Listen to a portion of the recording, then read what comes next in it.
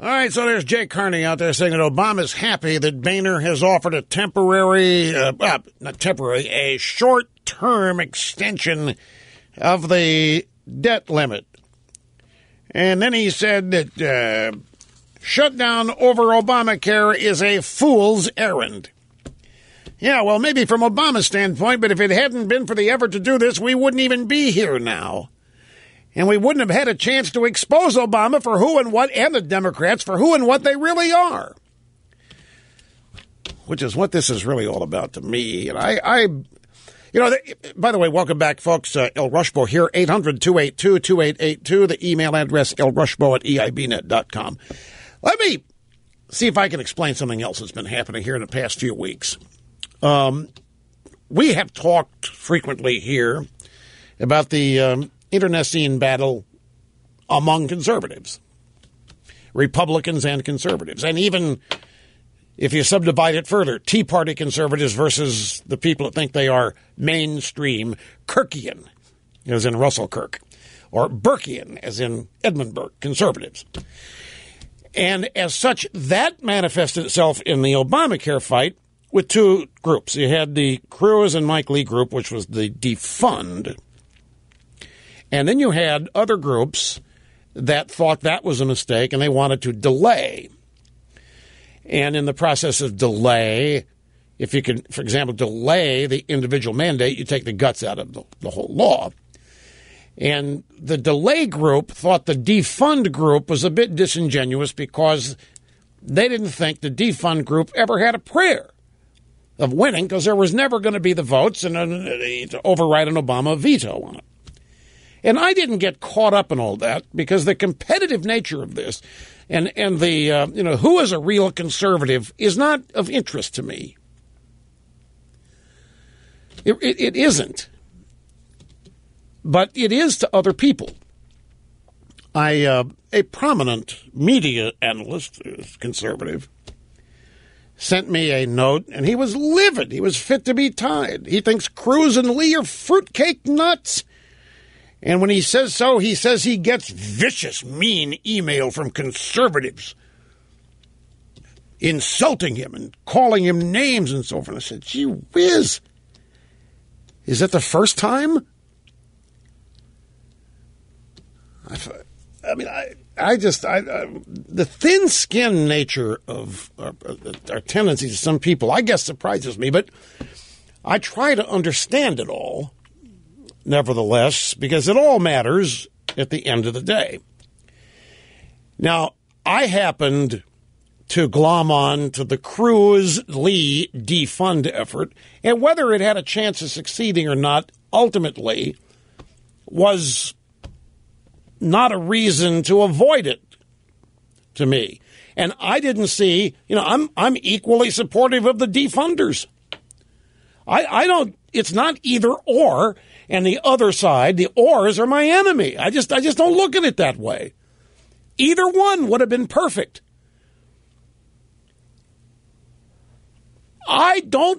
Anybody who is opposed to Obama is fine and dandy. Anybody opposed to Obamacare, fine and dandy, whatever their reason. Now, I understand that the defund group didn't like the delay conservatives didn't like the defund conservatives because they thought the defund conservatives knew that they didn't have a prayer and that they were just using people to fundraise. And the delay people said that those people would insult them if they wouldn't agree with Cruz, and then there would be threats to primary people out of the party if they didn't express law. I don't get caught up in all that. That is, it's too infantile to me, and it's a distraction from what really is important. What's important, and maybe I'm the one all wet here, maybe I'm the one with the impossible task. Maybe I'm the guy that's got the impossible dream. But for 25 years, the purpose of this program has been to create as large an informed, participating voting group of conservative Americans as possible, without any regard to how much money I make in the process from politics. I don't fundraise. I don't help people that's of no interest to me. It's all ideas to me. It's pure ideas. I think ideas triumph, ideas trump, And if properly explained and properly persuasive, that's ultimately where victory is. I'm not a professional politician. I don't want to be. I'm not intimately or intricately involved in the minutia of that. But I understand it. I understand the people who are. I respect it. It's their business. But I don't take a position here based on, is it going to help somebody fundraise, or is it going to help somebody get primaried out, or any of that? The defund effort, to me, happened to be attractive because it was led, finally, by somebody who could articulate conservatism. Ted Cruz. I said, lo and behold, we got somebody who can articulate conservatism, somebody who can explain to the American people what's wrong with Obama, Obamacare, and the Democrat Party. I thought there's value in that. The effort to defund, I thought it had valor in it. It was a great objective. If we never did things because it said they're impossible, I shudder to think what wouldn't have ever gotten done in this country. You never know until you start. And sometimes when you have an objective, you lay it out. Maybe the defund people, I don't know, there's a point where it's considered successful even if they don't reach that specific goal. And I think we're here. I think Obama's at 37%. The Democrats, I don't care what they think inside the Beltway. The Democrats are discombobulated. And I don't care about these polls that say that the Republicans are losing in the shutdown. That is a poll. You can do that any day of the year and you're going to get that result.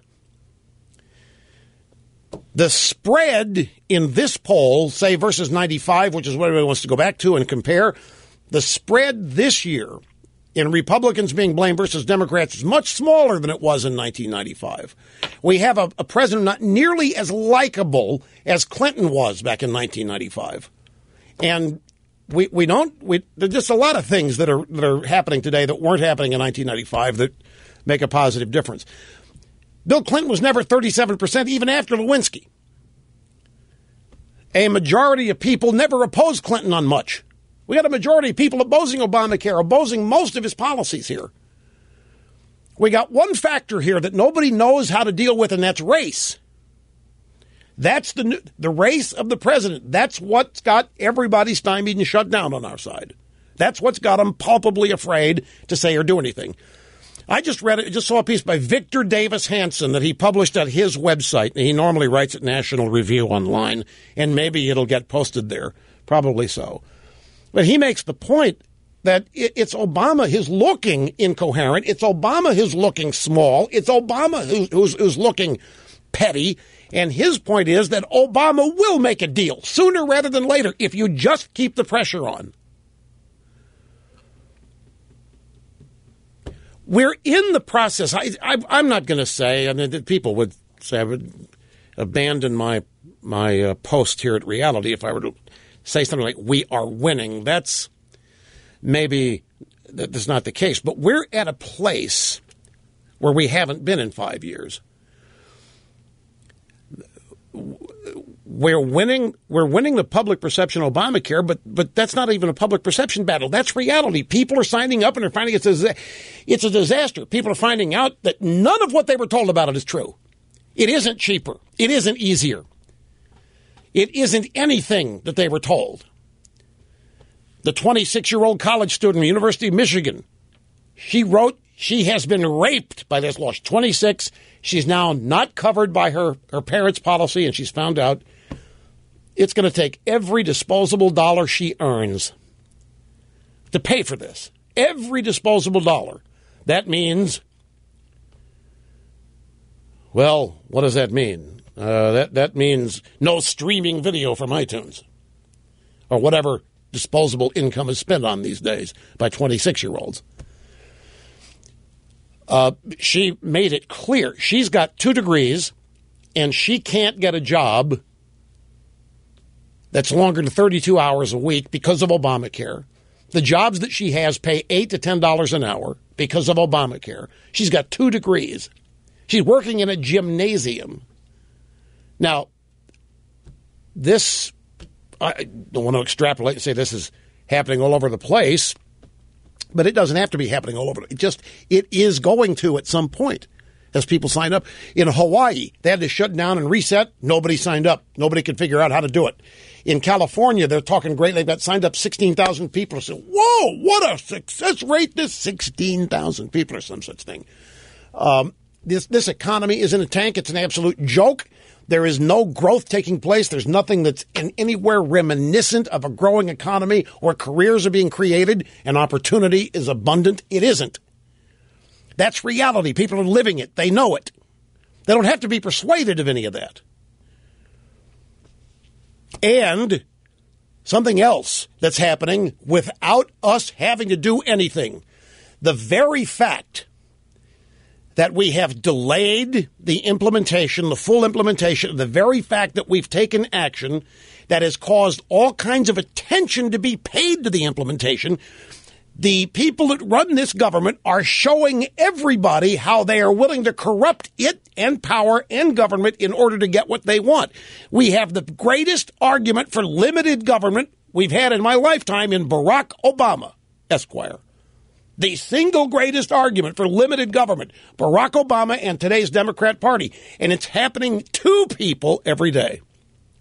And that's why I like the Cruz effort, because there's somebody out there, while all this was going on, who was able to articulate the conservative alternative. And Mike Lee does it well, too, who is able to talk about what limited government means in terms of personal opportunity. You know, conservatism is not a list of policies. Conservatism is not tax cuts. And conservatism is a way of life that is rooted in values and traditions that have contributed to the greatness of this country. Conservatism is the way you live, and that just has to be pointed out to people. To people growing up today, conservatism, gotta shudder to think what it is. What is conservatism to somebody that's 18 today? Conservatism is a deranged, lunatic, stupid cowboy, George Bush, who wanted to go into Iraq for no reason. What do you think the way the media, the Democrat Party have defined conservatism today is a bastardization of what it is. And one of the frustrating things is the Republican Party has always been the modern-day repository for conservatism, but you can't find anybody there who's willing to stand up and articulate it because they're afraid to, or they don't know what it is, or they don't believe in it, whatever. But Cruz and Mike Lee, and there are a bunch of others, and they are largely from the Tea Party, who are willing. Alan West was one. Ben Carson is another. There are all kinds of people standing up out there, willing to articulate what it is. And when you listen to them, you find out it's a lifestyle. It's a value-based lifestyle that's rooted in personal responsibility, achievement, freedom, liberty. Conservatism is not a bunch of policy wonks sitting around writing position papers. Conservatism is simply how happy, contentful, responsible people live their lives. People who respect others. That's how it's conservatism. It's just, but it's been so bastardized in the media. It has been so mischaracterized, demonized, you name it, that young skulls full of mush, maybe as old as 30, 35, what do you think they think conservatism is? What could they hopefully... There hasn't been a conservative articulate spokesman in politics for I don't know how long. And so the Democrats and the media have been able to define what a conservative is. It's a racist, sexist, bigot, homophobe, extremist. The furthest thing from the truth. So Cruz and Lee came along, and the process of trying to get what they wanted were articulating conservatism for people. I signed on immediately. Because to me, it's about ideas. But the delay people, I love them. I love them too. Same objective. The point was stop Obamacare. There were arguments about how best to do it. Sign on with both sides. I don't care. I'm not into the fundraising business of it. I don't care about any of that. Although I do want to go back to our last caller. She was a major donor, and she pointed out she's not giving to the Republicans anymore because she's conservative. She doesn't like what the establishment Republicans are doing. There was a Washington Post story on Friday. It's probably scrolled out of my view by now. It has. Washington Post story on Friday, which made the claim that the GOP donor class is fed up with the Tea Party. And they're threatening not to give Karl Rove any more money. They're threatening not to give any of these PACs and the party and the RNC. They're not going to give any money until they get rid of these Tea Party kooks.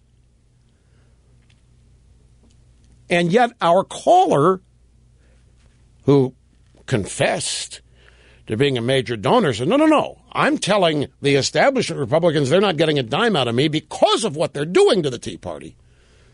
But as far as the mainstream is concerned, they want everybody to think that the RNC and the Republican Party donors are holding out until the establishment somehow does away with Cruz, does away with Lee, and ends the shutdown, lets Obama pass all the way fully funded, and then gives us amnesty. And only then is the Republican donor class going to come back and be happy. That what you want? Because that's what the liberal media says it's going to take for the Republican Party to once again be viable. Obamacare fully funded, Cruz and Lee relegated to irrelevancy, and amnesty to law of the land. Until there's a chance of that happening, the Republican donor class is holding their money out. I think that's a crock. It may be true in some cases, but I think there's just as much money on the other side being withheld. Anyway, I've got to take a break. I look at the clock. Come back here. There's other stuff in the news, folks, and we'll get to that, plus your phone calls. So you sit tight. Back with more after this.